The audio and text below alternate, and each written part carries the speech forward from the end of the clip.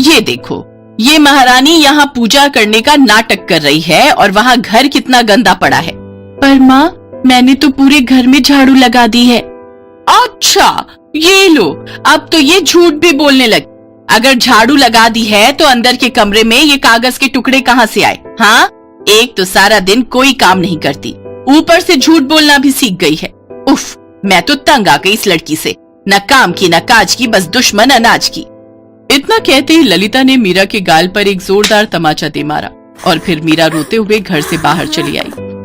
मीरा के घर से कुछ दूरी पर एक नदी बहती थी, जिसके पास ही एक पीपल का पेड़ था। मीरा जब भी उदास होती या उसकी सौतेली माँ ललिता उसे मारती तो वो इसी पीपल के पेड़ के पास बैठकर खूब रोती थी। मीरा की सगी माँ की मौत के बाद उसके पिता राजेश ने ललिता से शादी कर ली थी और ललिता ने आते ही मीरा पर जुल्म ढाना शुरू कर दिया था। राजेश काम के सिलसिले में अक्सर घर के बाहर ही रहता था और बस इसी वजह से मीरा का साथ देने वाला कोई नहीं था। मीरा अपने ही घर में बिल्कुल अकेली हो गई थी। माँ, कहाँ चली गई तुम? ये नई माँ बिल्कुल भी अच्छी नहीं है। वो मुझे रोज मारती है और घर का सारा काम भी मुझसे करवाती है। माँ, तुम्हें तो पता है ना, मैं कभी झूठ नहीं बोलती। मैंने सच में सुबह सुबह ही पूरे घर में झाड़ू लगाई थी, पर वो तन्नू है ना, उसने मेरे झाड़ू लगाने के बाद जानबूझकर कमरे में कागज के टुकड़े फेंक दिए मेरी मार पड़वाने के लिए। तन्नू ललिता की सगी बेटी थी। जब मीरा की माँ संध्या की मौत हुई तब मीरा बस 2 साल की थी। उसके बाद राजेश ने मीरा की परवरिश के लिए ललिता से शादी कर ली, लेकिन राजेश ललिता की सच्चाई से अब तक अनजान था।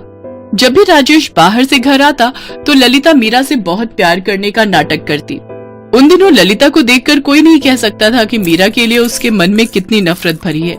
उसने मीरा को डरा धमका कर रखा था, इसीलिए वो खुद अपने पिता से कभी कुछ नहीं कह पाई। हर बार की तरह उस दिन भी मीरा उस पीपल के पेड़ के नीचे बैठकर काफी देर तक रोती रही और फिर रोते रोते वो ऐसा सोई कि सीधे शाम को जाकर ही उसकी आंख खुली। मीरा ने पूरे दिन से कुछ नहीं खाया था। उसे बहुत तेज भूख लग रही थी। वो सीधा अपने घर पहुंची और फिर आ गई। मुझे तो लगा था कहीं जाकर मर गई तू, लेकिन तू इतनी आसानी से कहाँ पीछा छोड़ेगी हैं? चल अब रसोई में जाकर बर्तन धो। पर माँ, मुझे सुबह का थप्पड़ भूल गई क्या इतनी जल्दी? चल जल्दी कर, बर्तन पड़े हैं, कपड़े भी धुलने को पड़े हैं और भी बहुत सारे काम पड़े हैं। ये सब तेरी माँ करेगी क्या? पर मेरी माँ तो आप ही हो। अच्छा, तेरी इतनी हिम्मत, मुझसे जुबान लड़ाती है? इतना कहते ही ललिता ने एक बार फिर मीरा के गाल पर जोरदार थप्पड़ जड़ दिया। मीरा की फिर कुछ भी कहने की हिम्मत नहीं हुई। उसने भूखे पेट घर के सारे काम किए और फिर बिना कुछ खाए ही सो गई। ललिता अपनी सगी बेटी तनु का बहुत अच्छे से ख्याल रखती थी, जबकि मीरा ने कुछ खाया या नहीं इसकी उसे कोई परवाह नहीं थी। फिर एक दिन, माँ, वो मैदान में मेला लगा है, मुझे झूला झूलना है, मुझे ले चलो ना। हाँ हाँ, क्यों नहीं मेरी बच्ची, शाम को पक्का चलेंगे। तनु की बात सुनकर मीरा का भी मन हुआ कि वो भी मेले में जाए और वहाँ झूला झूले और चाट पकौड़ी खाए, लेकिन ये बात ललिता से कहने की उसकी हिम्मत नहीं हुई। और फिर शाम को, सुन रही, मैं तनु को मेला घुमाने ले जा रही हूँ, घर से बाहर मत निकलना। और सुन, जब तक मैं मेले से वापस आऊं सारे बर्तन और रसोई साफ हो जानी चाहिए, समझी कि नहीं? जी माँ। ललिता अपनी बेटी तनु को लेकर मेले में चली गई और उसके जाते ही मीरा जोर जोर से रोने लगी। वो अपनी फूटी किस्मत को कोसते हुए अपनी माँ को याद करने लगी। फिर उसने उठकर सारे बर्तन और रसोई साफ की, सारे धुले कपड़े तय बनाकर जगह पर रख दिए। पर ललिता अभी तक घर नहीं लौटी थी। माँ और तनु अभी तक नहीं आई हैं।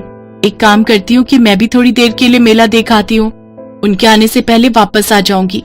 वैसे भी मेरे पास झूला झूलने और चाट पकौड़ी खाने के पैसे तो है नहीं, तो बस मेला देखकर ही वापस आ जाऊंगी। मीरा थी तो एक बच्ची ही, मेला देखने का बहुत मन था उसका, तो वो घर पर ताला लगाकर मेला देखने चली गई। वहाँ पहुंचकर उसने देखा कि ललिता और तन्नू तो एक बड़े से झूले पर बैठकर खूब मजे कर रहे थे। वो बेचारी वहीं छिपकर बस उन्हें देख रही थी। उसकी आंखों में आंसू थे।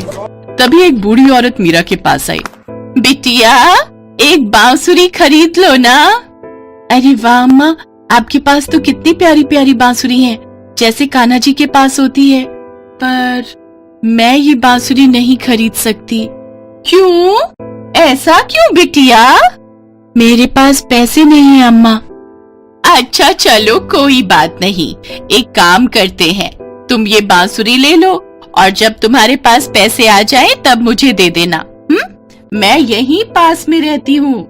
उस बूढ़ी औरत की बात सुनकर मीरा बहुत खुश हो गई। उसने उस बूढ़ी औरत से एक बांसुरी ले ली। वो वाकई बहुत सुंदर थी। मीरा उस बांसुरी को निहारने लगी, लेकिन फिर जैसे ही उसने नजरें उठाई वो बूढ़ी औरत वहां नहीं थी। मीरा जैसे ही उस बूढ़ी औरत को ढूंढने के लिए आगे बढ़ी, तभी उसने देखा कि ललिता और तन्नू घर की तरफ चल दिए हैं। ये देखकर मीरा डर गई। वो तुरंत भागकर घर पहुंची और ललिता के आने से पहले ही उसने बांसुरी को अपने तकिए के नीचे छिपा दिया। अगली सुबह जब ललिता ने मीरा को नदी से पानी भरने के लिए भेजा, तब मीरा अपने कपड़ों में छिपाकर बांसुरी को भी अपने साथ ले गई। नदी के पास पीपल के पेड़ के नीचे बैठकर मीरा ने उस बांसुरी को बजाना शुरू किया। फिर जैसे ही बांसुरी की आवाज हवा में गूंजी, तभी एक बहुत ही सुंदर और बड़ी सी गाय उसके सामने आकर खड़ी हो गई। मीरा, आंखें खोलो बेटी। हैं? हे कन्हैया, ये कैसा चमत्कार है? ये गाय यहाँ कहाँ से आ गई और अभी यही बोली क्या? हाँ मेरी बच्ची, मैं ही बोली। मेरा नाम धेनु है। धेनु? अब हाँ, मैंने सुना है आपके बारे में, हमारे गांव के पंडित जी से। आप तो सबकी इच्छा पूरी करती हो ना? हाँ, सही सुना है तुमने। आज के बाद से जब भी तुम इस बांसुरी को बजाओगी तो मैं तुम्हारे पास आ जाऊंगी। बस ये ध्यान रहे कि मुझसे हमेशा अकेले में ही मिलना। अब बताओ तुम्हें क्या चाहिए? मुझे चाट पकौड़ी खानी है और 20 रुपए भी चाहिए। बस 20 रुपए?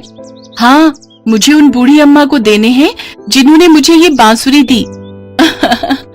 वो बूढ़ी अम्मा अब तुम्हें नहीं मिलेंगी।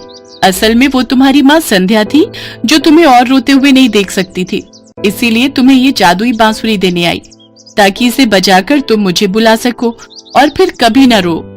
धेनु गाय की बात सुनकर मीरा की आंखों में आंसू आ गए। वो आसमान की तरफ देखकर अपनी माँ को याद करने लगी। तभी उसे कुछ याद आया। उसने धेनु गाय की तरफ देखा, लेकिन धेनु गाय अब वहाँ नहीं थी। तो मीरा ने फिर से अपनी बांसुरी निकाली और आंखें बंद कर उसे बजाना शुरू कर दिया। और फिर अगले ही पल, आंखें खोलो मीरा। मैंने आपको फिर से परेशान किया, उसके लिए माफ कीजिएगा। धेनु माँ, पर क्या मैं आपसे और भी कुछ मांग सकती हूँ? हाँ बिल्कुल, बताओ क्या चाहिए तुम्हें?